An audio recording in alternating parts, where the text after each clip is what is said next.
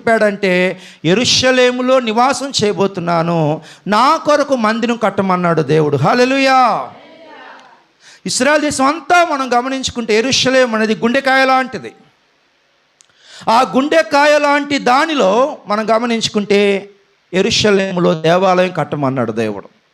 యెరూషలేములో దేవాలయం కట్టబడింది. యెరూషలేము ఎందుకు ప్రాముఖ్యమైనది అంటే, దేవుని బిడ్డలారా, అక్కడే దేవుడు అబ్రాహాముతో చెప్పాడు, నేను చూపించబో మోరియా పర్వతమునకు వెళ్ళి అక్కడ నా కొరకు బలిపీఠమును కట్టి నీ కుమారుని బలిగా చేయమన్నాడు. తర్వాత దావీదు తెగులు ఆగిపోవడానికి మనం గమనించుకుంటే, ఇశ్రాయేలు దేశంలో సంచరించేటువంటి తెగులు, రోగము, వ్యాధి బాధలు తొలగిపోవాలంటే గనక అరౌనా కళ్ళము దగ్గర బలిపీఠాన్ని కట్టమన్నాడు. అదే కొండ, అదే ప్రాంతం మనం గమనించుకుంటే,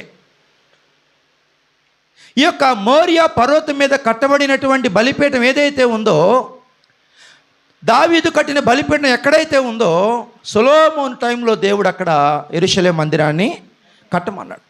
కొండ మీద కట్టబడినటువంటి మందిరం. ఇప్పుడు యెరూషలేములో ప్రతి సంవత్సరం గమనించుకుంటే ఎవ్రీడే గొర్రెలు మేకలు బలి అర్పణ చేస్తారు, కాదనట్లా. ఎవ్రీడే, ప్రతిరోజు ప్రజల పాప క్షమాపణ నిమిత్తం, పశ్చాత్తాప నిమిత్తం గొర్రెను కానీ ఒక మేకను కానీ బలిగా అర్పించాలి. అట్ ద సేమ్ టైం ఇశ్రాయేలుకి 7 పండుగలు ఉన్నాయి. ఏనమ్మా? 7 పండుగలు ఉన్నాయి. ఆ 7 పండుగలో ప్రధాన పండుగలు 3 ఉన్నాయి. 3 పండుగలలో దేవుడు అన్నాడు, ఈ 3 పండుగల్లో పస్కా ప్రాముఖ్యమైంది. ఈ పస్కా రోజు అమెరికాలో ఉన్న, రష్యాలో ఉన్న, ఇంగ్లాండ్లో ఉన్న,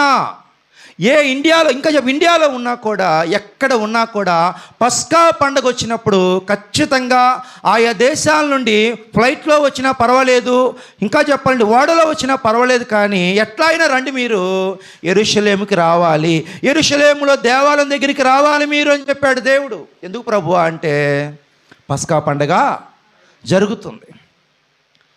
పస్కా పండుగ అంటే ఏంటి మనం ఆలోచన చేస్తూ ఉంటే, ఇశ్రాయేల్ మీదకి రావాల్సిన తెగులు రాకుండా దేవుడు ఆ ప్రార్థనా పరుల గుమ్మాల మీద గొర్రెపిల్ల రక్తాన్ని ఆ గుమ్మాల మీద పూశాడు. ఎప్పుడైతే గొర్రెపిల్ల రక్తం పూయబడిందో, ఆ గుమ్మం దాటుకొని మరణదూత లోపలికి రాలేకపోయింది. దీన్నే దేవుడు మోషేతో అన్నాడు, ఇది పస్కా పండగ అని చెప్పండి. ఇది పస్కా అంటే పాస్ ఓవర్, దాటిపోవుట. దేని దాటాలి మీరు? మరణాన్ని దాటాలి, రోగాన్ని దాటాలి, తెగులు దాటాలి, బానిసత్వాన్ని దాటాలి. మీరు దాటుతూ ఉండగా ఏది మిమ్మల్ని అడ్డగించలేదు. మీరు దాటుతూ ఉండగా ఎరుకో గోడైనా కుప్పకూలిపోతుంది. మీరు దాటుతూ ఉండగా యోర్దాను నదైనా చీలిపోతుంది. మీరు దాటుతూ ఉండగా ఎర్ర సముద్రమైనా చీలిపోతుంది. మీ ఎదుట ఏ శత్రురాజు ఉండకుండా ఉండాలంటే మీ గొర్రెపిల్ల రక్తాన్ని మీరు తీసుకొని గుమ్మాల మీద పూయమని చెప్పాడు. గొర్రెపిల్ల చాలా ప్రాముఖ్యమైంది.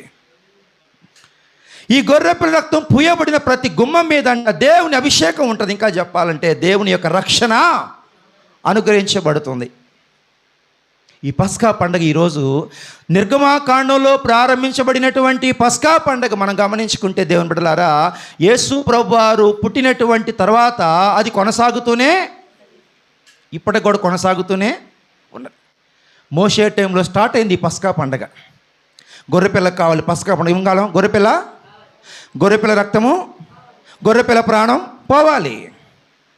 యెరూషలేము దేవాలయంలో చిందించాలి రక్తాన్ని.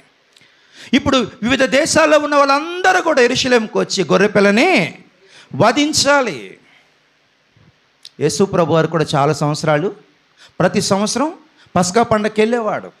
మనం గమనించుకుంటే తానుకు 12 సంవత్సరాల వయసులో ఉన్నప్పుడు యేసు ప్రభు వారు యెరూషలేము దేవాలయంలో ఎక్కడ శాస్త్రుల దగ్గర, పరిసయ్యుల దగ్గర, యాజకుల దగ్గర కూర్చొని ఆయన వాదిస్తూ ఉన్నాడు, ప్రశ్నలు వేస్తూ ఉన్నాడు. మనం గమనించుకుంటే 12 సంవత్సరాల వయసులో. మళ్ళీ ఇప్పుడు 30 సంవత్సరాల వయసులో యేసు ప్రభువారు మనం గమనించుకుని, ఇంకా చెప్పండి, 33.5 సంవత్సరాల వయసులో యెరూషలేంకి వెళ్తున్నాడు. యెరూషలేంకి వెళ్ళాలంటే బేతనియా, బేత్పగే దాటాలి. యెరూషలేంకి వెళ్ళాలంటే యేసు ప్రభు జీవితంలో 3 ప్రధానమైనవి.